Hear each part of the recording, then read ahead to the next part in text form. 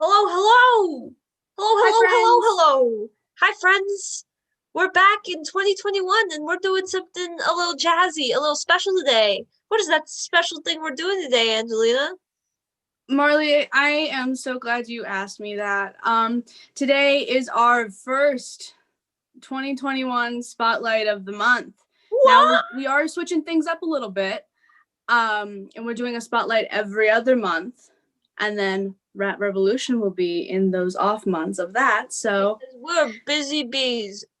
we're busy bees, and we want to give these people and organizations and everything their our full undivided attention. So we figured month for each one would work itself out. Yes. But today is very exciting. Our January 2021 spotlight is Gret Gonzalez. Gret! She is a goddess among people on this earth, and her presence is oh so very holy, and bow down to Gret. Yeah, it is very intimidating when you are a Palo Verde theater student going into audition. It's very scary. But she's But nice. it's I like also yeah, but it's also like obviously. very fun because I'm like, I know even if I mess up, she's gonna judge me a little bit, but she's gonna do it Deep out of down. love, and I'm gonna feel warm, and I'm I gonna feel feel like hopeful. with our spotlight this month, I feel like that if I was auditioning, if I was a freshman again auditioning for Wizard of Oz and I vomited in the middle of my audition, Gret would get me a paper bag to vomit into because that's just how much we love Gret and how much she loves us right back. Let's roll the clip. Absolutely. Roll any sort of clip we have of Gret.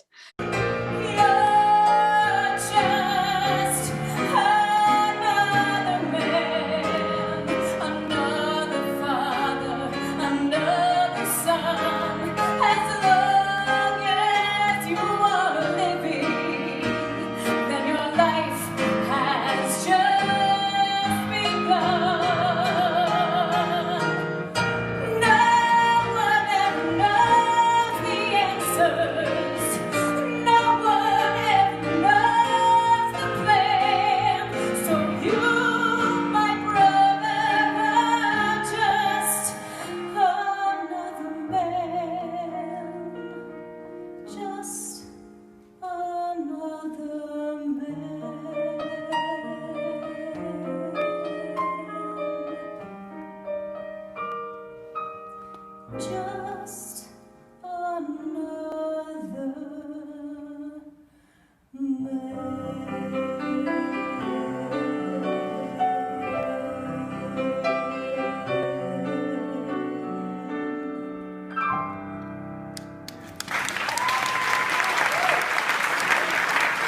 All right.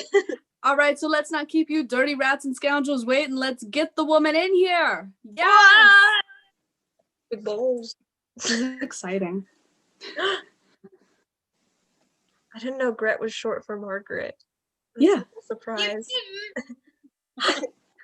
Oh! Long How time are no you guys? Oh, this is so exciting. It's so good to see you both. It's You very didn't good know to Gret was see short for you. Margaret? I didn't. It's a little surprise. I just assume people's names are their names. Crazy stuff. I know. Here we are. It's wild. Totally wild. Okay, I have them all written out here so I don't forget. So how is Okay, good. quarantine going for you? And how is it affecting your work? Okay, well, quarantine, like everyone, I feel has been a roller coaster. I think artists are feeling our quarantine not harder than others necessarily, but very hard. I think because we're a sensitive folk anyway, and a lot of what we do has just kind of been swept out from underneath us. I think we are hit very hard by this quarantine. So I will fully admit I have great days where I'm ready to take on the world and do something new, either within our field or not. And then other days where I'm like, nope, I'm in the corner of my couch today and that is it. And I don't care about watching anything theatrical or any of that. I just want to zone out to something completely brainless and, you know, be a lump. And I think that's got to be okay.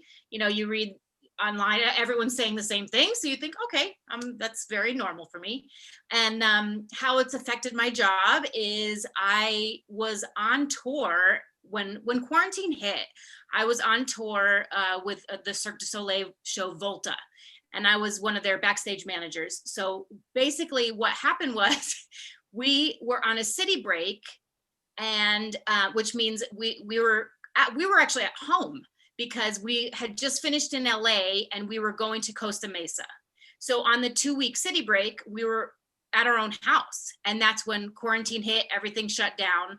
So we were kind of lucky because if we had been in, like, we had just come from Atlanta before that. So if we had been in Atlanta when all that happened, I just can't imagine, you know, making the trek all the way across the country in the middle of all that. So, so basically my work completely shut, and has been so since then. You know, Cirque's been in the news quite a bit because of how badly they were hit, because they were already sort of in financial straits. They were very, the money needed to keep coming in order for Cirque to be doing okay. So when the money stopped coming in because of how their loans were leveraged and all that, they just couldn't get started again. So it's been pretty visible how badly Cirque was affected. Are you still work? I mean, you're clearly in your little studio. Are you still practicing every day, making music? I would say, well, here's what's happened as a result. We realized, okay, we're going to be here for a while. We had all the equipment to have a home studio. We have a little vocal booth in our closet here, and we have all of our music equipment set up for musical recording. And then we also realized that, you know, Zoom is the way of the future. Zoom or other online platforms, whether we like it or not as live performers, it's the wave of the future. And I realized this is something I'm going to have to know whether I love it or not. And at first I did not love it. I did not love the idea of live theater moving to an online platform. However, I have grown to love it because I realize the accessibility, while it's not still ideal for everyone, as the digital age is not accessible for everyone, as we know, but it does open up a huge audience. And it was so necessary this year. And I really, that little voice inside my head saying, you will need to know this, whether you like it or not, you will need to know this. I'm glad I listened to that because it really did save me this year. I've done a bunch of online productions, and I have some projects in the works in the future that I think could be actually really big, and it's all online. So we'll see. We'll see. I have embraced the live performing over the internet. Whether I like it or not, I have embraced it. And then, yes, we worked on this. So I have been singing and acting all the way through, and producing all the way through this whole thing, which has been really cool. Different creative juices, but they're still going. That's awesome. Trust me, we know the struggles of performing online. We're in that same boat. Was insane. Yeah. But speaking of online shows, have you seen Ratatouille the musical? The Ratatouille. I haven't seen it yet. Okay, you should totally watch it. I need to watch. Okay, good. It's really good. I haven't seen it really yet either. good. I need to. Speaking of online theater. Yes. I mean, people are instead of it feeling like an afterthought or like, oh, hey, we're doing this anyway, so let's put it out to the people in a different way. Now I feel like out of necessity, people realize, okay, we can build theater in this platform, and that caters to this platform, and that is supported and made better by this platform. So that's really exciting to me. I mean, that's what creative people do. We figure it out. You know, you feel sorry for yourself for 10 seconds, and then you're like, okay, so how are we going to fix it? And what are we going to do to make this better? So it's been really inspiring to see that. Yay, I'm so glad to have something on my list to watch. All right. So changing topics a little bit, I want to know what your favorite show that you've ever done is that you've performed in. Oh, I have to say Into the Woods. I love Into the Woods. Who did you play? Favorites from when I was a little kid, but what we did it in college, and I played Cinderella, and we did it in the round in a big, huge open space where we built a stage in the middle, and we actually had a raised, there was a balcony in that space. So like Rapunzel got to be up on her balcony and we're performing from up there. We had 4 entrances on each corner of the stage. So it felt like the woods was all around us.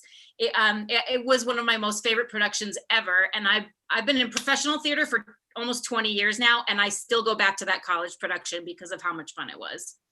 And another cool memory from that time was that one of our performances, the college I went to had a huge school for American Sign Language. If you wanted to go into education for the deaf, that was a huge school. So one of our big performances was for an entirely deaf audience. So we had a signer on each corner of the stage signing Sondheim, hello. I mean, I can barely spit out Sondheim, never mind sign it in time. But we had a signer on each corner, and this entirely deaf audience completely was engaged in a Sondheim show, which to me blew my mind.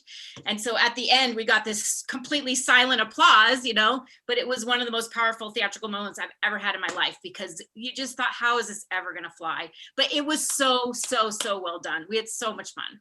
Very, very cool performance. That makes me so happy. That was my most favorite show ever. Those poor signers during Your Fault. Oh, I can't imagine. It was honestly all we could do to keep our eyes off of them. I just wanted to watch them the whole time because it was insane. Because you could kind of pick up that, they're signing what I'm saying. Oh, they're signing, then they're on this and then they're on that. And it was so amazing. It really was so cool. That sounds so cool. I go on YouTube binges of like theater sign language because it looks so cool. It's amazing, isn't it? Yeah. And like really when I go to the Smith Center, it's like most of the time I'm just watching the signer in the corner too because it's so cool. Oh, yeah, it really is. It really is. So yeah, that was my most favorite. That was my most favorite show ever. And it's a personal show to me. I grew up listening to that. My family was a very musical family. My father was always doing community and regional kind of theater things, dinner theater and that kind of stuff. And he did a performance of it when I was like 14 years old. And so, I just have loved that show since I was very young. And so to do it in that way was really awesome. Nice. That's so I was fun. Little Red when I was little, so I also have a lot of emotion with the woods. I wish I could go back to my glory days. Oh, Marley, I can see you in that role perfectly. That's a show I really want to do. I don't know who I would want to be, but I would want to do it. Yeah, and I think who I would want to be has changed over the years. When I was younger, I wanted to be Little Red for obvious reasons, for age reasons. When I was in college, I was kind of mad I wasn't Baker's wife, but in the end, Cinderella was perfect for where I was. I just studied I was in a classical voice program, to sing a soprano role like that was the perfect time of my life to sing that role. Now I think I would want to do Baker's wife or the witch, but those things change. You might want to do one thing and then 5 years later you want to do something else. Right. I know. I'm like already changing my mind on things so much. I feel like whenever anyone talks about Into the Woods, they're like, well, I could play this part or this part or this part. Like I've always wanted to be the witch too. I think that's the coolest part. Yeah, that's up there. All right, so bringing it in a little more closer to all three of us. Yeah. What is your favorite show that you got to do when we were Palo. there? Oh, that's a good one, you guys. Yeah. Okay, I'm gonna go with In the Heights. I think I'm gonna go with that. It was absolutely crazy show to do it. Yes, there's Daniela's sign. I think we were all hesitant to do that show for a lot of reasons. I was, for sure, because I didn't know if we had the cast. I have to be honest. I didn't know if it was the right choice for that school. I just wasn't sure. I'm going to be completely honest. Yeah, that's what everyone was thinking. Yeah, that was a debate. I think you guys all felt that too. I think you guys all felt that too, as much as it was an exciting show and it was fun and all of that. And it was a, contemporary fun music and all that stuff. You guys were smart. You knew you had an all white cast, basically almost all white cast. I shouldn't say that. It was not all white, but predominantly white cast doing a show that is not predominantly white. And, that has been notorious for not casting white people. So that was a struggle for me. And then my thinking flipped because I realized that it was such a moment where it was an educational moment. Like, that's so corny to say, but it really, really was. It was like, well, okay, if we're going to do this, then these kids are going to learn what this is about, who these people are, that these people, it's not just a show, that this is real and personal for a lot of people. And if we're going to dive into this, we're going to dive in head first. And I realized that because I'm a white girl, but I'm married to a Dominican guy whose whole family lives in New York City and in Boston. And so this really hit home for me. This music was so familiar, and it was, I was looking into the life of all my in-laws and all that side of my family. And so I thought, okay, I'm the right person to be doing this with them. Then at least I can speak from a place of experience. And so it was so awesome to watch everybody not just be excited about the show, but be excited about learning about these people and really loving these people and creating these people to the best of their ability on stage. So that for me was just amazing. My whole outlook on it changed, and I thought you guys nailed it. I mean, it was so much fun to do that show. No, yeah, I definitely think that was something that I saw the debate ever since, from awards night when they announced the show until that cast list came out, and even up until the show itself. It was so funny when it came to audition time, because a lot of people were like, I'm not gonna audition, and then everyone was there. It was like, yeah. And it was a weird lens to look at it through because, being, white passing, and my mom is, Mexican, like I see that sort of side of it, and it's not entirely the same, but it's still in the same realm of like, I can understand this culture and come from that place of, like there's stuff in the show where I'm like, yep, my family does that. Absolutely. Sure. And it absolutely. And it was easy at first to say, oh, whatever, and be passive about it. But then I had to realize that like, oh, I can say that because I'm, it's not a concern, but it was a weird back and forth for months and months and months. And I think it was, a moment where, people realize like, if we are going to do it, it's not the best choice, but we're kind of stuck with it. We need to do it respectfully. And I remember my mom saying, she's like, as a Hispanic woman sitting in the audience, she's like, I didn't see a white cast and it being offensive. If they're doing it respectfully and they're learning about it, that's half the battle. Are you excited for the movie? Yeah, and then oh my gosh, I am so excited for the movie. I really am. I mean, movies have a tendency to either be great or horrible. So either way, I'm excited to see what they do with it. Right. I mean, that's the way I feel about it. If it's going to be terrible, then we'll all laugh at it together. But I have a feeling it won't be. I think it'll be well done. I think they know that a lot of these things tank, and it kind of has to come out strong. So we'll see what happens. And hey, I have to say, a strong second to In the Heights was Wedding Singer. Mm-hmm. I remember seeing Wedding Singer. Was that for you? Yeah, I saw Wedding Singer when I was little. Yeah. That was, when was that? I think that was Shelby's freshman year. So I was like not even born. Yeah, that sounds right. That sounds right. But the Wedding Singer was fun too. And it was a little racy because there were spots, we had to change a lot of language and that kind of thing. Robbie's breakup song. It was just another fun, such a silly, fun show, but with great music and, just good stories and that kind of thing. So that was a close second. We had a lot of fun doing that one too. Good. Now that I'm thinking about it, I'm like remembering going to see The Wedding Singer when I was like really little. It's so weird because my parents teach at Palo, and it's like I've been going and I saw all these shows and I met like all of my friends like by seeing them perform before even like being in the theater program. Like I remember seeing Spamalot and then I met Joey the next year and I was my like starstruck. Oh, I was like, "You're King Arthur," and he was like, Right. "And you are."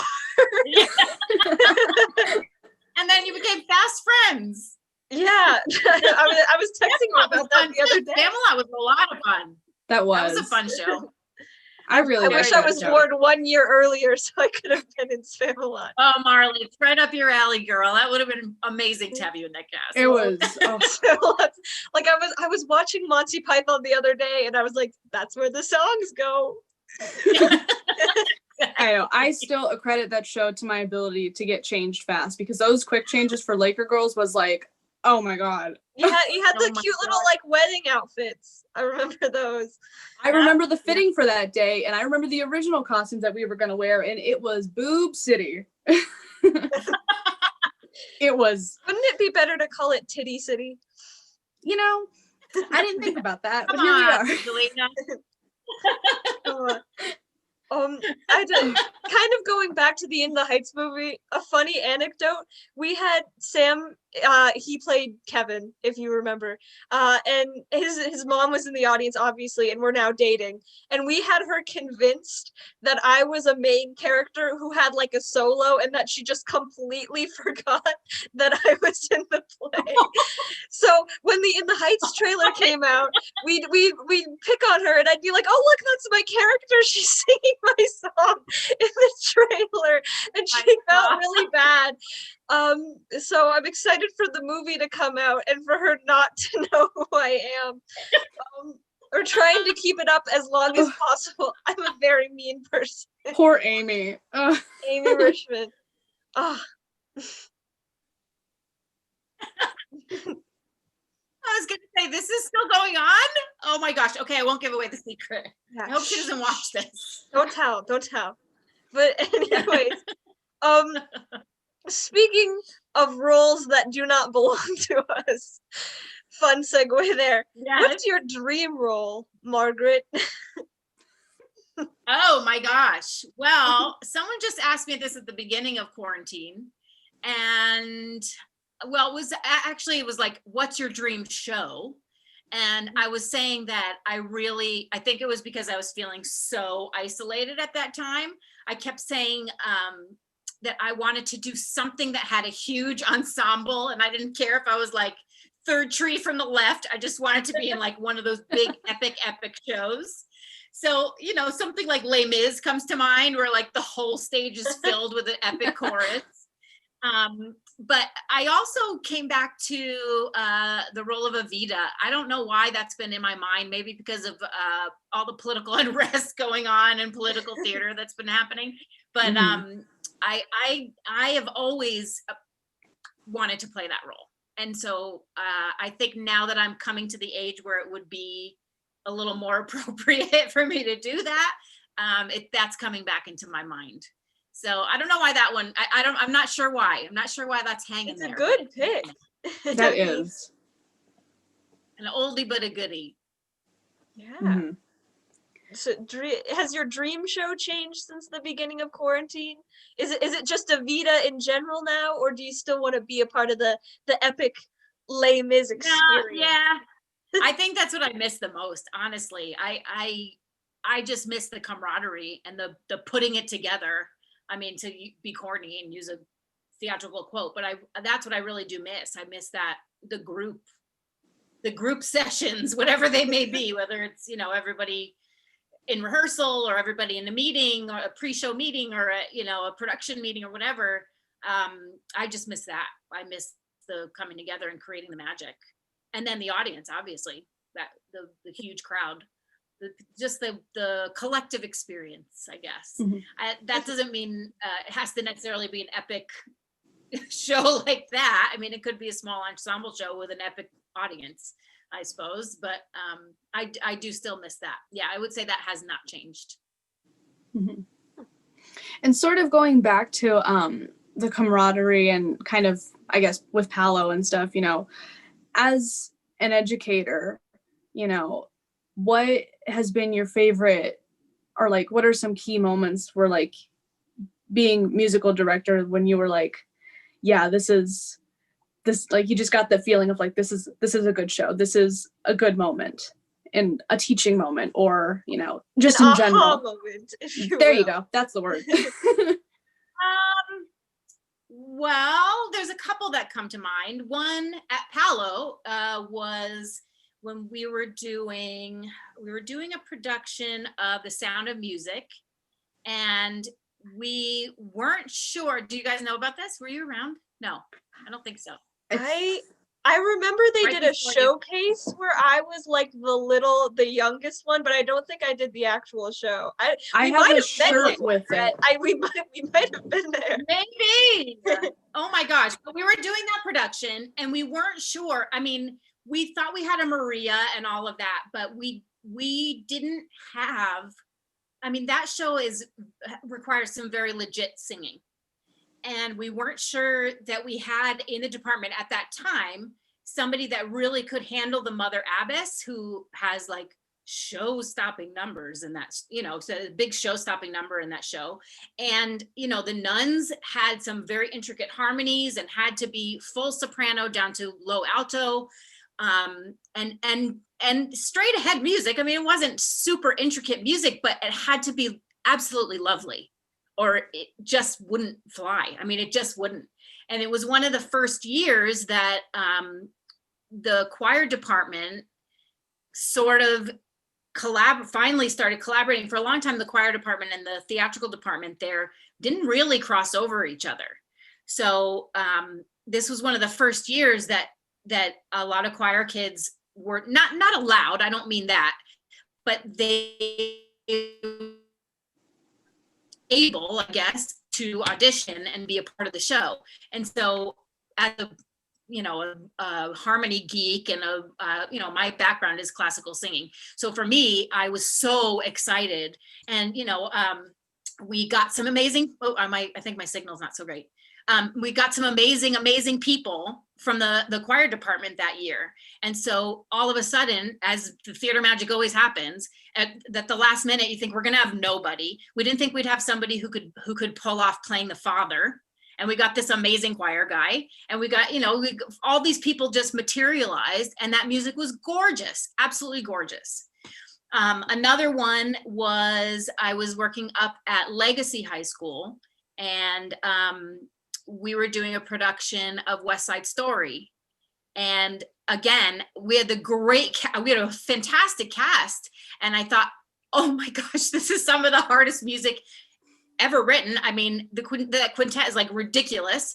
And so just to see the kids look at the music and go, I don't think so. And then throughout the process to just get it.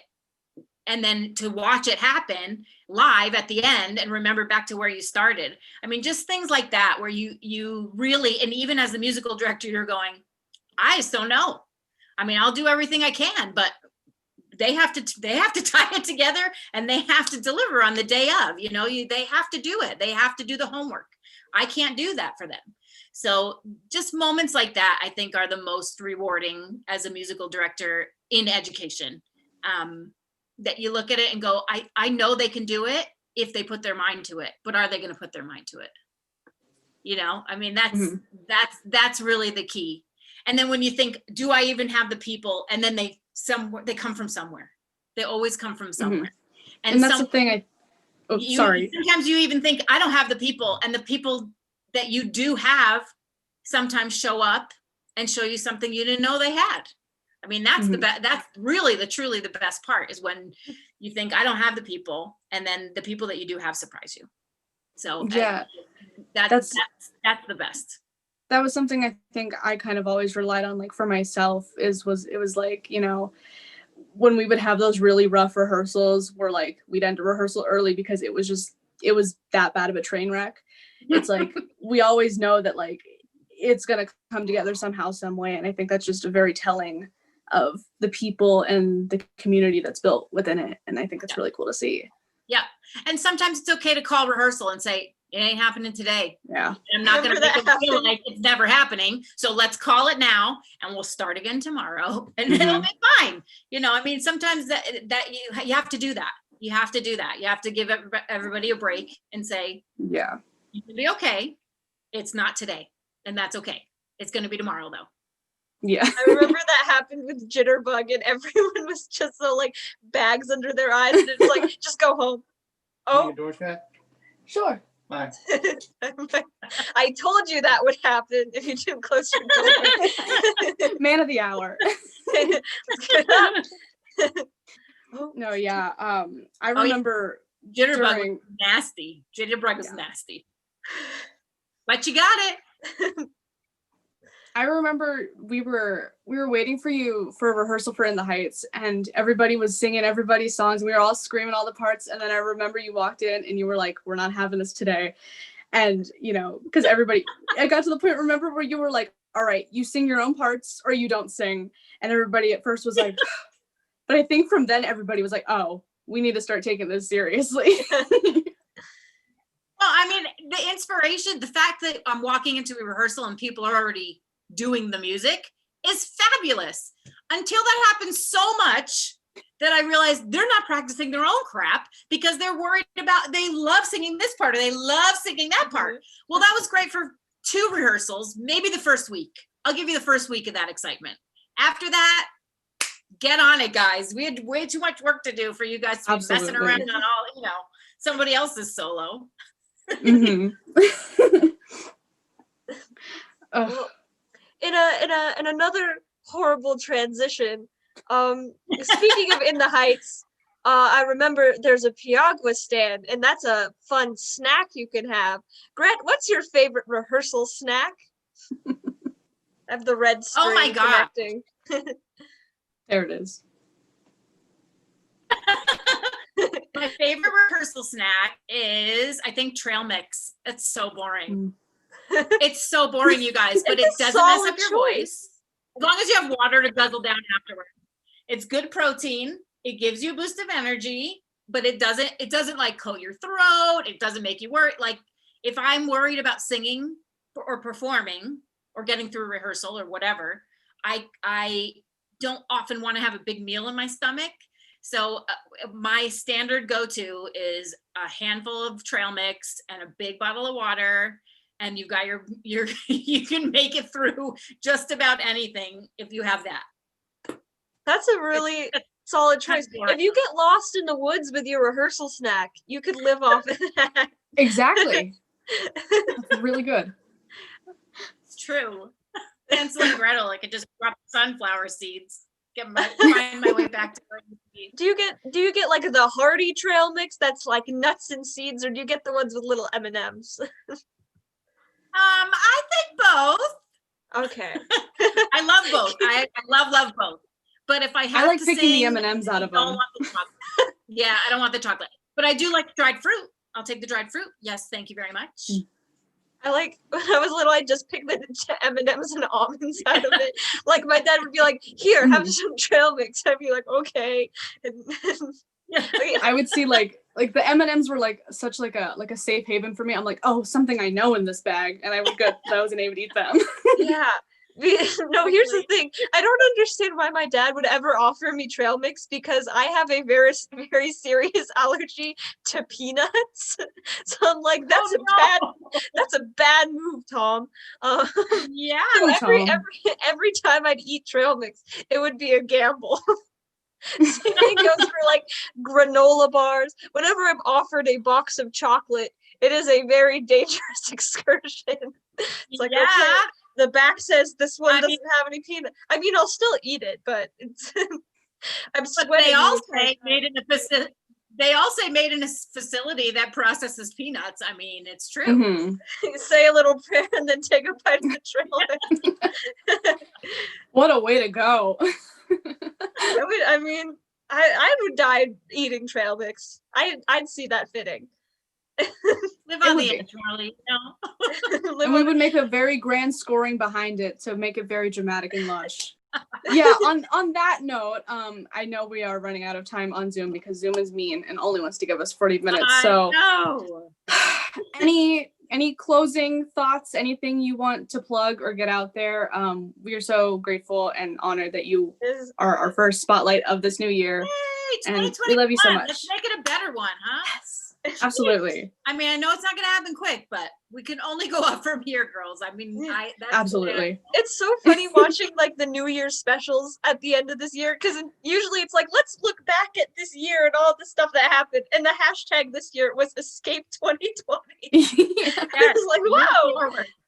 Onward. Well, I don't really have anything to plug. What I would have to plug, I'm not ready to sort of speak into the universe yet because it's all happening now. But look for more to come from me in the online forum on an online platform. Lots of performance opportunities and lots of exciting stuff coming. I wish I could say more. I'm very excited, but I'm not ready to, I don't want to jinx anything. I don't really believe in all that crap, but it's just, there's not enough T's crossed and I's dotted yet to put it out yet. We got you on that. More to come. And I just want to say I'm as honored as you are. I'm happy you thought of me and I'm grateful. And I've always said, you guys are the first thing I say when we go into rehearsal together is, I may be your instructor, but I'm also your colleague. And that's it. We're working on something together. We are now colleagues as well. So it's the most exciting for me when my students become my actual colleagues. And here we are basically doing the same thing in the same world. And, I'm very excited that you're doing what you're doing. I'm very proud of you. And I can't wait to see what else you guys come up with. Oh, yes. you. And where can the people find you? Oh gosh. Well, I don't have my own website anymore. I let that go a long time ago. So I just find my social media. All my social media is Gret Menz, whatever, but .com/GretMenz, GretMenz. And that'll be in the link. Have a real website for what we're doing, I will send it to you guys, but it's coming. Absolutely. It's coming within the next, I would say within the next 3 months, there will be a physical, real entity that I can promote and start working towards. 3 months. That is so exciting. That's a third of the time it takes to make have a baby. Absolutely. It's a big baby we're birthing, so fingers crossed. Don't worry. We will who snag the domain of Gret's website. No, I still own it. I just never, it's not updated, so it's not posted. I hope you sell that domain name one day and it becomes like MargaretGonzalez.com becomes like a towel selling website. Right? Something completely random. Absolutely. That'd be so funny. A return on my old investment. Well, we're so happy you came to join us. Yes, it's been really fun. Thank you again. Absolutely. And let me know if there's ever anything I can do for you. You know where to find me. Or thank you. Absolutely. What a generous offer. It's been very fun. Now it's time to go and eat lunch and be safe and all the things. All the things. Okay. Love you both. Love you. Signing off from Stage Rats. This is Gret, Marley, and Angelina. Goodbye.